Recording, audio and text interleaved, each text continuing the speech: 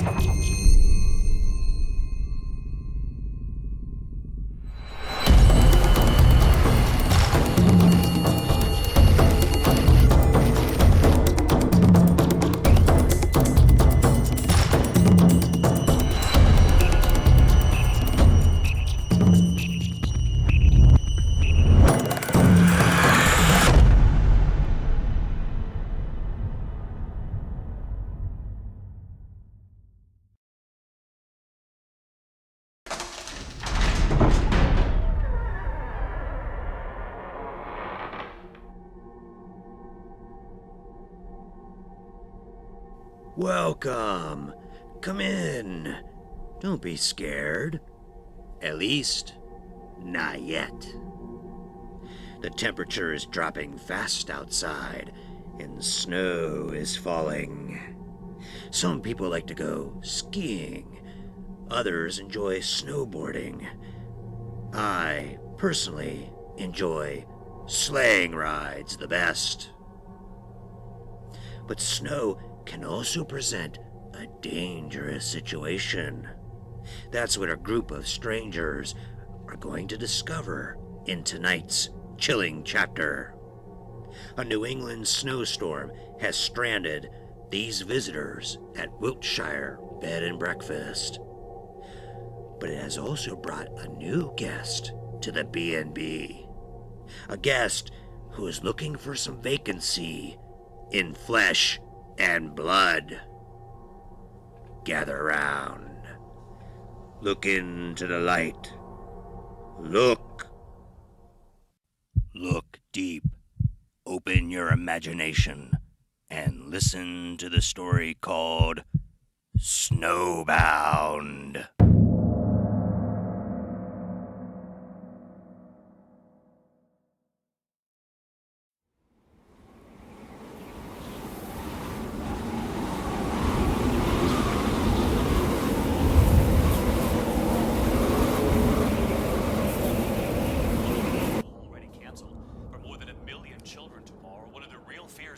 This evening, the winds up to 75 miles an hour and the power now a real concern. Meteorologist Rob Marciano in Boston tonight, where authorities are urging everyone to take these blizzard warnings seriously. Tonight, blizzard warnings posted from New Jersey to Maine.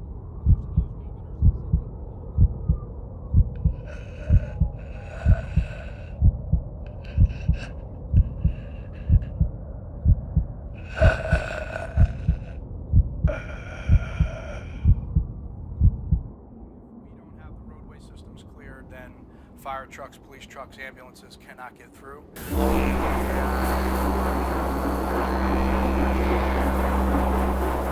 So the biggest problem you have on a night light tonight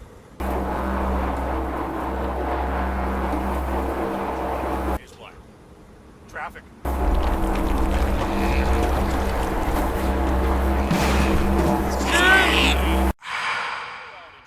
And if you need electricity to spark the furnace, that means no light and no heat, potentially for days, in what is life-threatening cold. David? All right, Rob Marciano, with the light still on behind him in Boston.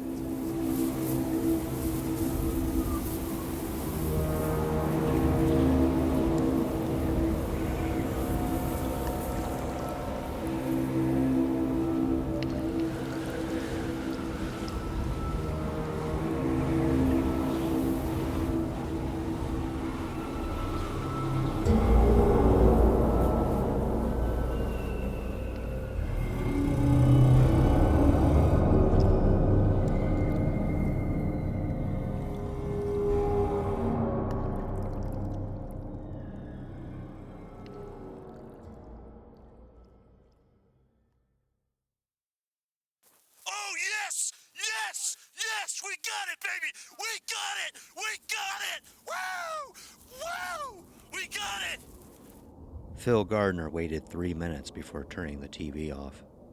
He would have done it sooner, but one of the Weather Channel's field correspondents was dancing and hooting on a Boston street corner because it was thundering as it snowed, and Phil couldn't bring himself to look away.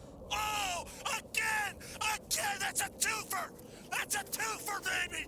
Yes! When it switched back to the studio, however, he quickly lost interest. He knew what they were going to say.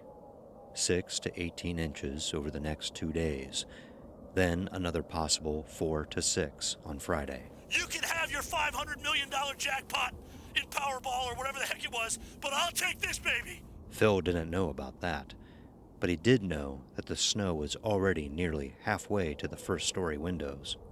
If it kept on, they'd be buried. Literally, buried. Phil wasn't claustrophobic, but the walls were beginning to close on him, nevertheless. Of course, that could have been simple cabin fever. It had been nearly a week since he arrived at the bed and breakfast on Pine Ridge Road. Nearly a week since the first storm rolled over central New Hampshire. The pantry was getting bare, and the other guests were beginning to bicker. Mr. Johnson got more potatoes than I did. Mrs. Baker complains too much. On and on and on. Fred Mansfield, the owner of the place, tried to walk into town the day before yesterday, but got as far as the main highway, an impressive 2 miles downhill, before the wind became too much. You couldn't even see the asphalt. It looked just like the field out back. That was troubling. If the highway department wasn't maintaining the roads, the TV was saying more than 1 million people across New England were in the dark, with another 1 million or so expected to join in the coming days. They had power now, but Phil was almost certain it wouldn't last, not with the snow and wind. Presently, Phil laid back on the bed and stared up at the ceiling.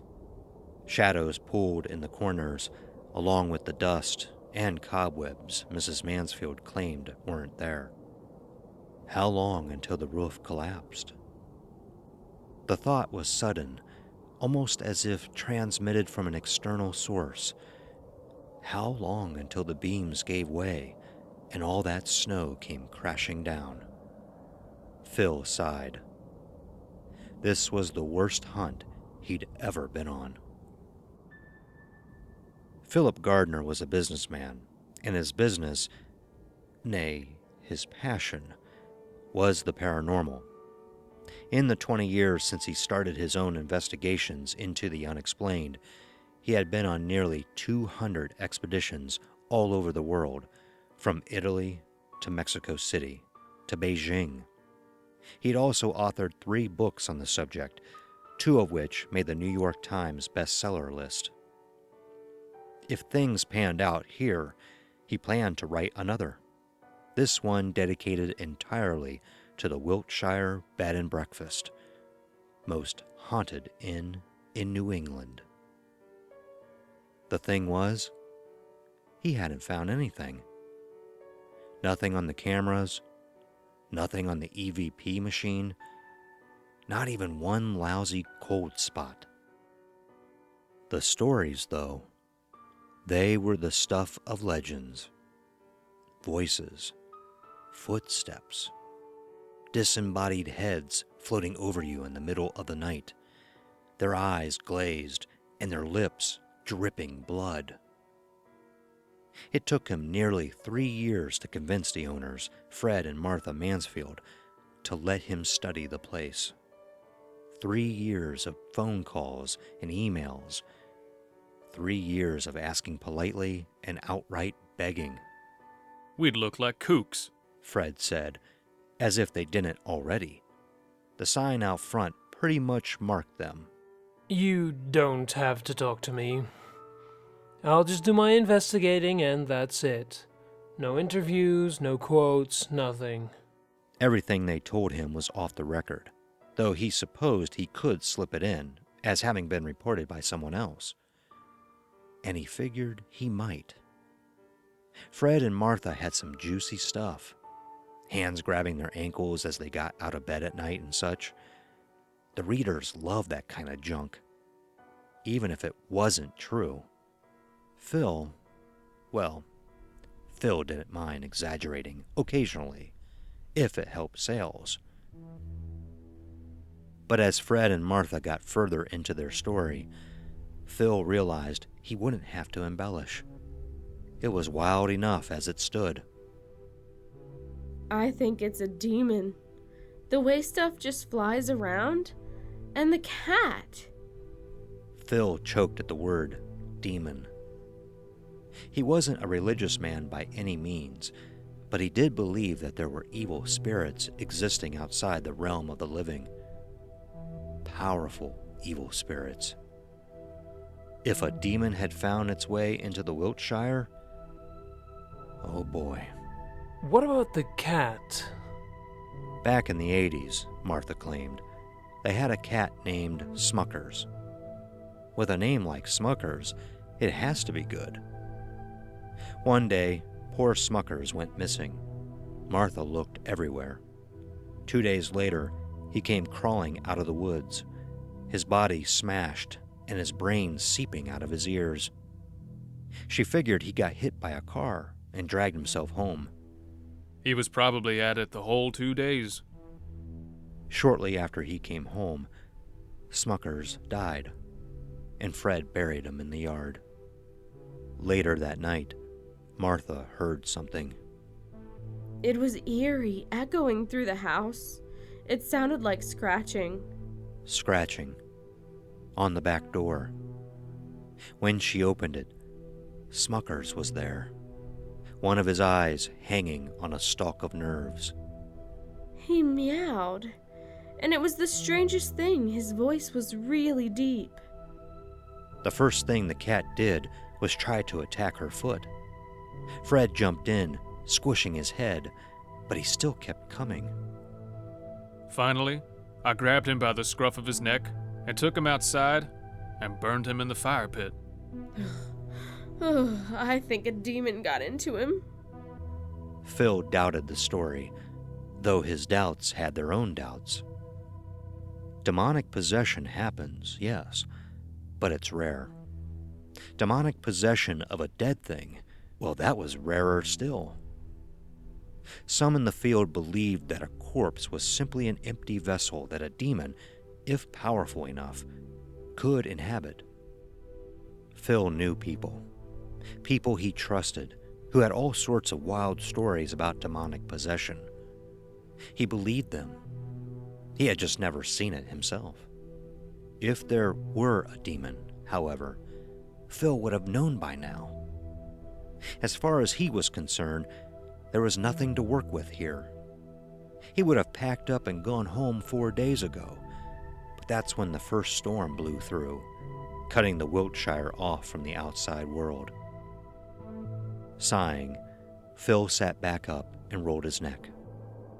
It was 3 in the afternoon, and the wind was beginning to pick back up, howling in the eaves like the voice of the damned.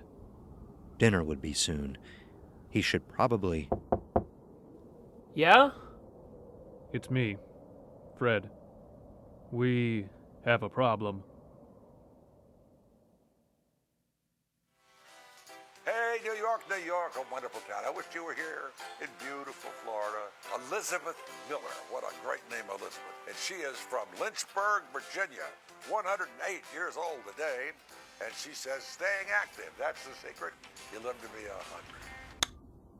Edith Baker, 91, lay in her bed, her mouth slack and her eyes open, staring sightlessly into the gloom.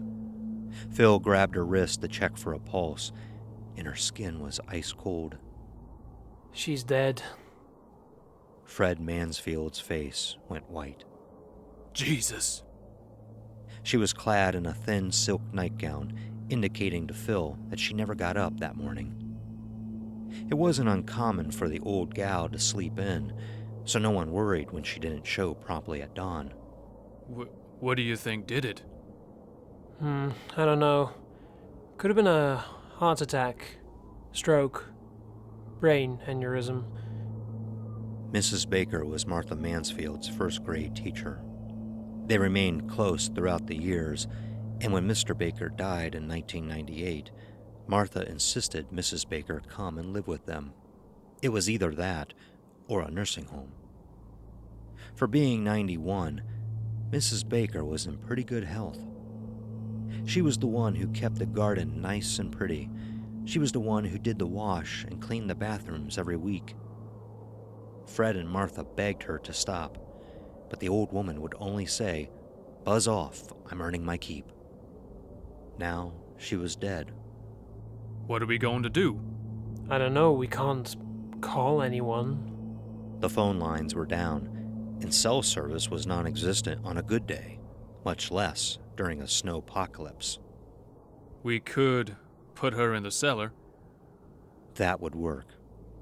When the storm let up, one of them could walk into town and get help. Alright, you should probably tell your wife first. Yeah. While Fred went off to break the news to Martha, Phil covered Mrs. Baker with a sheet and drew a chair to her bedside. The door was open.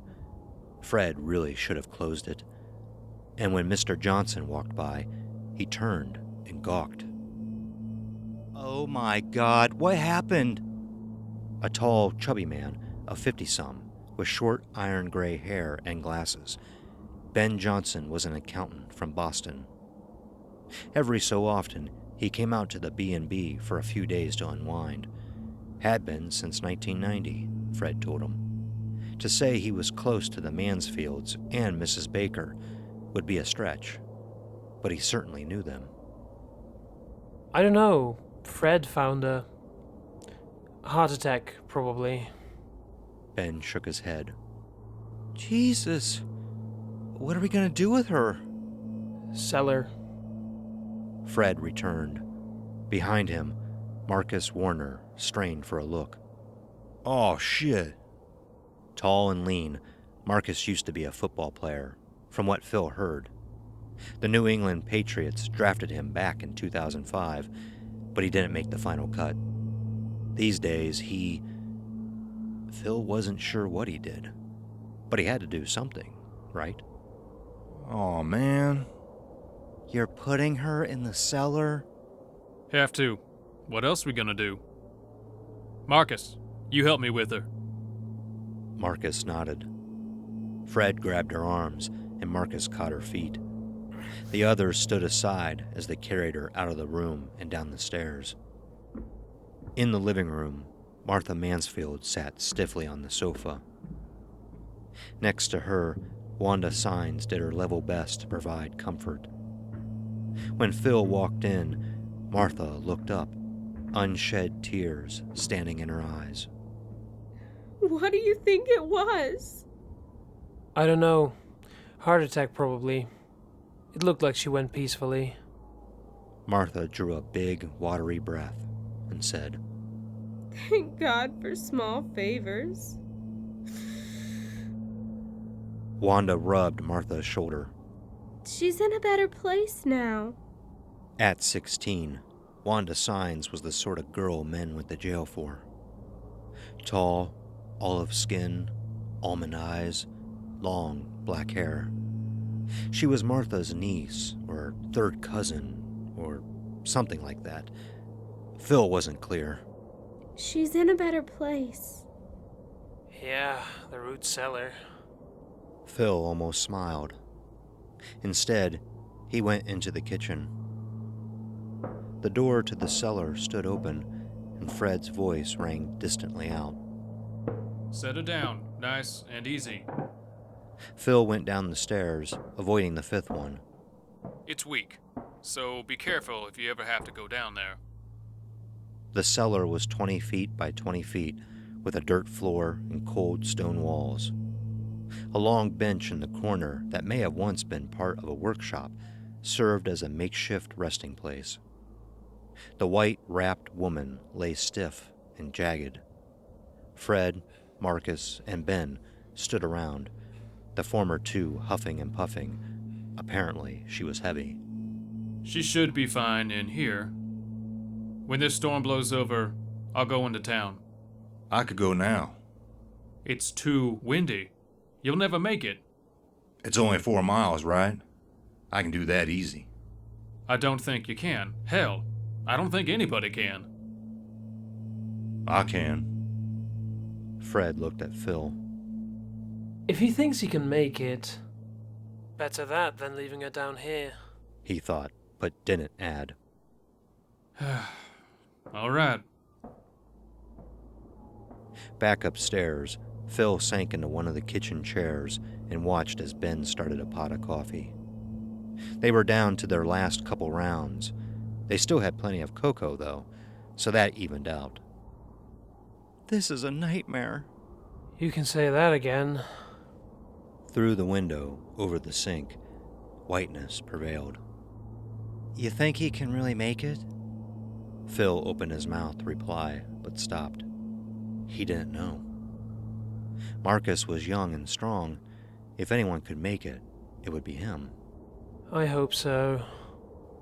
When the coffee was ready, Ben poured some into a mug and sat it on the table in front of Phil. He poured another 2 mugs and went into the living room. When he came back, he said, Mrs. Mansfield's taking it better than I expected. That's good. The last thing we need is someone going into hysterics. Yeah, I wouldn't blame her, I guess. Mrs. Baker was like a mother to her. I wouldn't either, but we have enough on our plate. Just then, Fred and Marcus returned. Marcus, dressed in a faded maroon snowsuit and a black ski mask. He sat, and Fred started attaching his snowshoes to the bottom of his boots. That looks uncomfortable. It ain't too bad. Now, when you got all your gear on, and you're playing in the heat, that's bad. Done, Marcus stood up and dragged himself through the living room. Fred, Phil, and Ben followed. At the door, Fred clapped Marcus's shoulder. Be careful out there. If you don't think you can make it, come back. All right. If you aren't back by... I'll be back. I promise you that. He opened the door and a cold gust blew in. Then he was gone.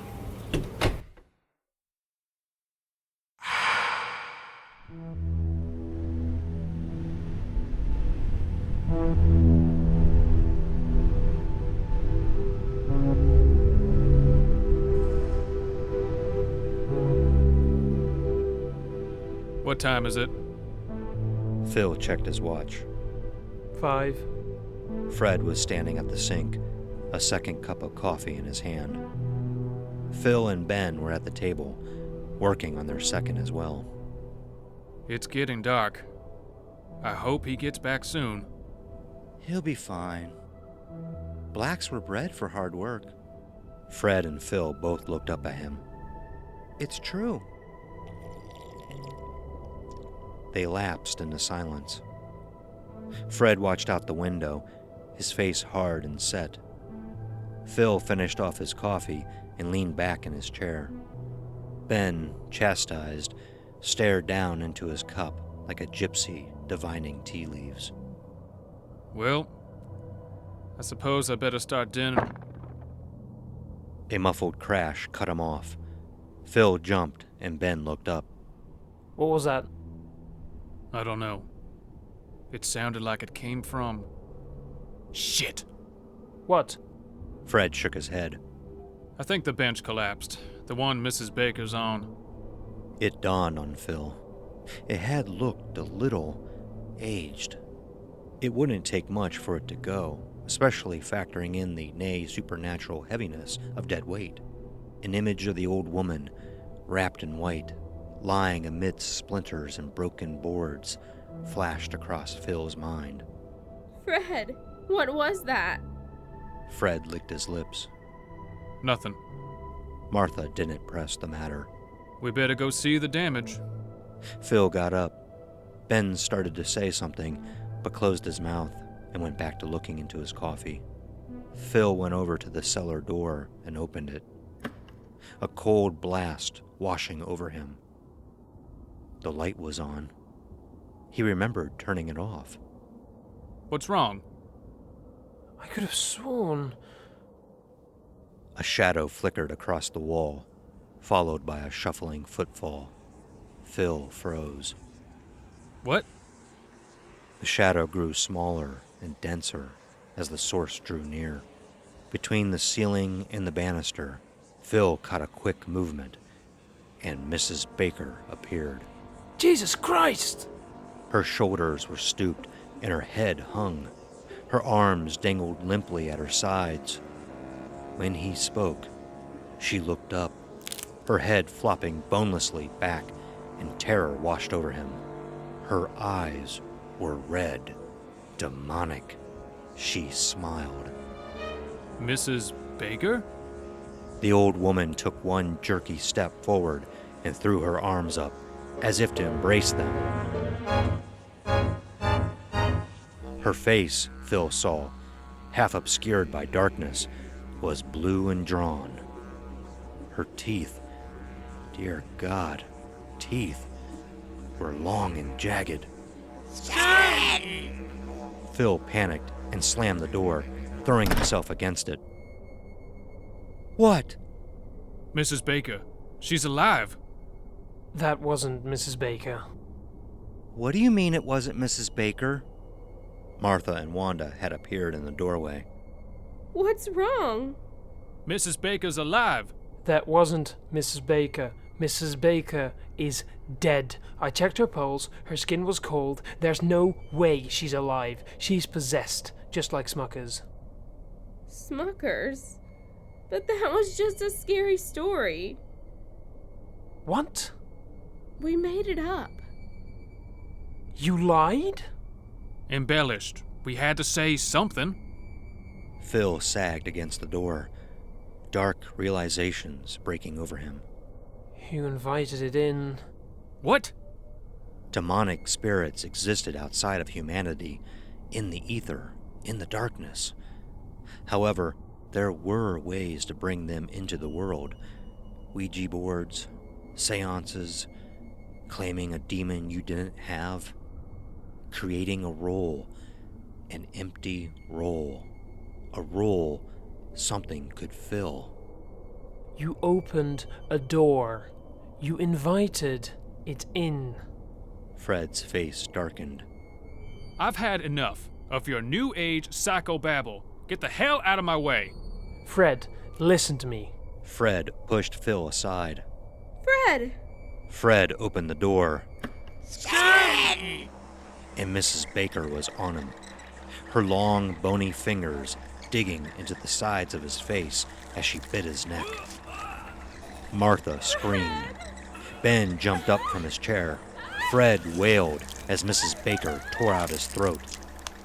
He thrashed and pounded his fist against her head and back, but she continued unfazed. Phil was frozen. He couldn't move. Oh my God! Yum, yum, Freddy! She let go of Fred, and he toppled back. His face was almost completely white. For a moment, the ghoul stood where it was, licking the blood from its blue lips. Realizing there were others, she moved towards Martha, but Phil came to life.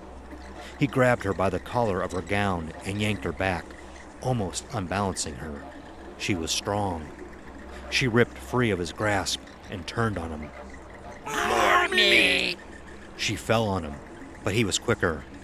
He spun with her and shoved, sending her flying down the cellar stairs with a sickening crack. She was up in an instant, her neck twisted and broken. Phil slammed the door shut and threw himself against it. Martha and Ben were kneeling over Fred, Martha sobbing. Fred's eyes were open, but he struggled to breathe. His neck was ruined. Blood was everywhere. Jesus Christ, it looked like Busch Gardens in hell. Give me a chair. Ben pushed a chair over, and Phil caught it. Just as he shoved the back under the doorknob, it turned. Phil backed away. The knob rattled and shook. Shuddering, Phil wiped his hands on his pants. He touched it.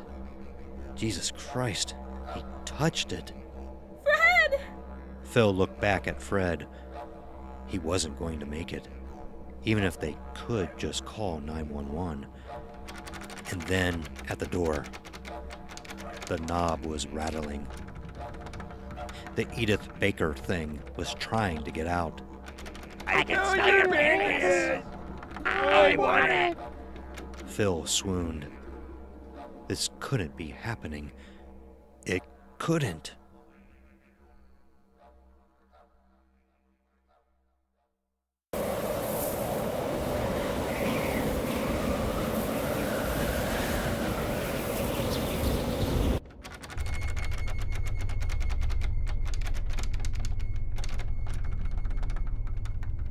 Ben and Phil lugged Fred into the living room and onto the sofa. His eyes were starting to glaze. He was dead, or close. Martha was sobbing. Wanda was crying. Ben was white. When Phil dragged him back into the kitchen, he looked around like he'd never seen the place before. He was in shock. I don't... Does Fred have a gun? A gun? Yes, a gun. I think so. Yeah. He's a hunter. Go get it. Ben nodded and rushed off. Phil turned to the door. The knob was silent now. If Mrs. Baker was still there, she wasn't trying to escape. Yet. Ben returned with a double-barrel shotgun and a box of shells. Phil took it, cracked the stock, and slipped 2 of the bright red cartridges into the breech. With that, he snapped it closed and cocked it. What's happening? Mrs. Baker! That wasn't Mrs. Baker. What was it? Something else. Outside, the wind howled. The power dimmed. Ben looked up. He started to speak, but in the living room, Martha wailed.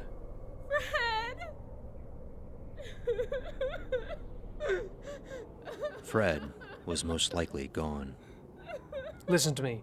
I want you to take Martha and Wanda upstairs. Your room, my room, whatever, just lock the door. Put a dresser in front of it. Make sure nothing can get through, okay? Okay.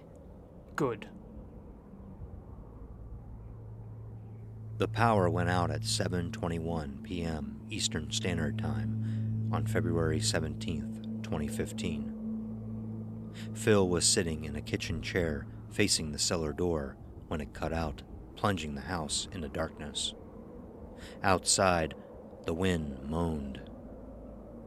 Phil's grip tightened on the gun. Fred Mansfield lay still in the living room. Phil didn't like having his back to the man, but he doubted he'd rise.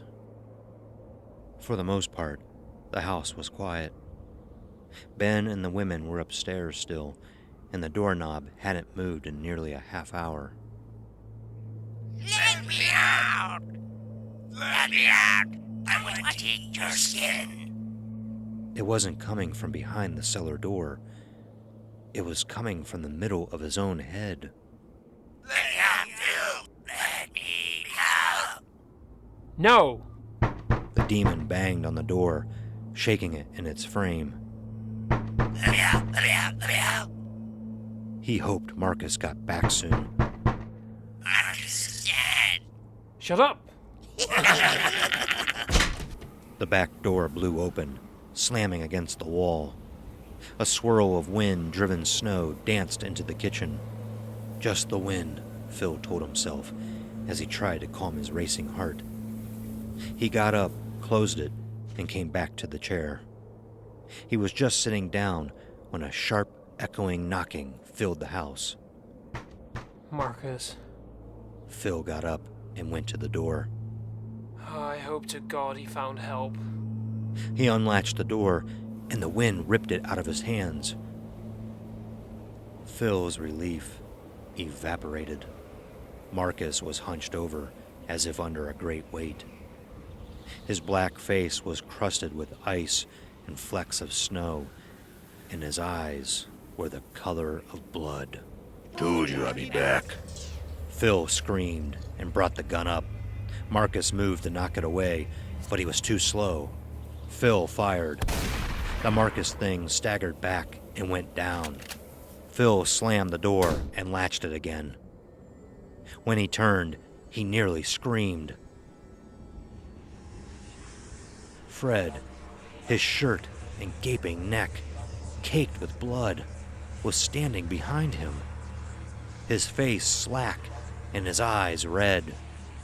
The cellar door slammed open, and Mrs. Baker appeared behind him. So hungry. So cold. Phil raised the gun and fired. The shot took Fred in the face, knocking him aside. Mrs. Baker came flying forward. Thinking fast, Phil swung the gun like a club, the stock connected with her head.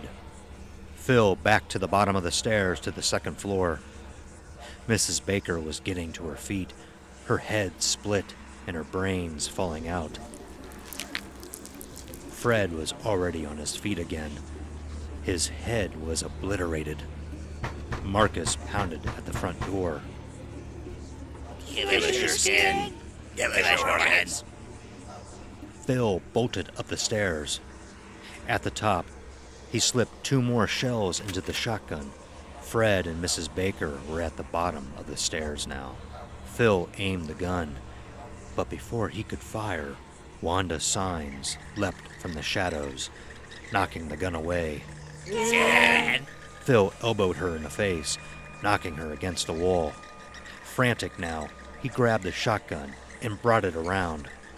The first shot took her in the stomach, leaving a giant red crater. The second decapitated her and flung her down the stairs. He tried to load the gun again, but the shell dropped from his trembling hands and rolled away.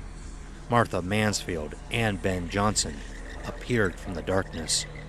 Shit! Ben came toward him, his arms outstretched, and Phil swung the gun, striking him in the temple and knocking him back. Martha hissed and threw herself forward. Phil ducked around her and swung the gun, hitting her in the back and driving her to her knees. There was nowhere to go. He was trapped. They were all in the hallway now. Marcus, Fred, Mrs. Baker, Wanda, Ben, Martha. Their eyes glowed crimson, and their fingers clutched. Marcus chuckled, and Martha growled. God help me. He tried to load the gun again, but they were on top of him. He threw it into the crowd and ducked into Mrs. Baker's room. Inside, he slammed the door, locked it, and leaned his weight against it. He was breathing so hard, he was lightheaded. He looked hysterically around for a weapon. Something. Anything. The window. They were at the door now, pounding, and he fought to keep his balance. It wouldn't hold for long. God help me. Moving quick, weasel-like, Phil went for the window. The door crashed open behind him.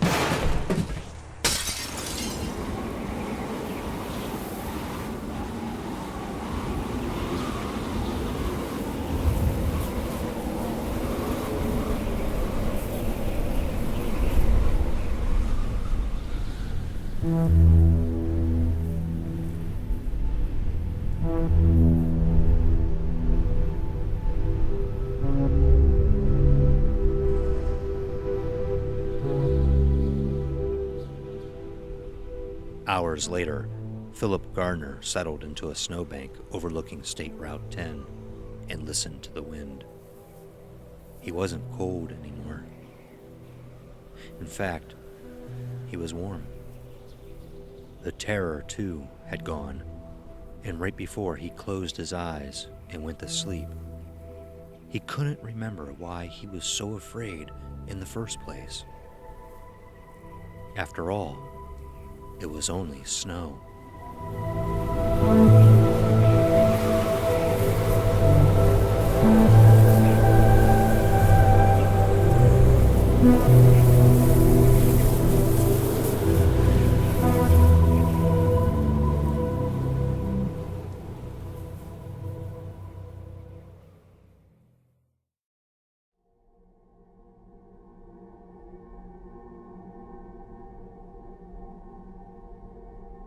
Demons always get a chilly reception when they show up to the party, but they're really good at breaking the ice. Phil's paranormal expedition turned out to be a success after all. Now he'll be able to sell a lot of books about his experience, if he doesn't freeze up first, that is. I hope you enjoyed tonight's tale. Until the next one, won't you stay the night?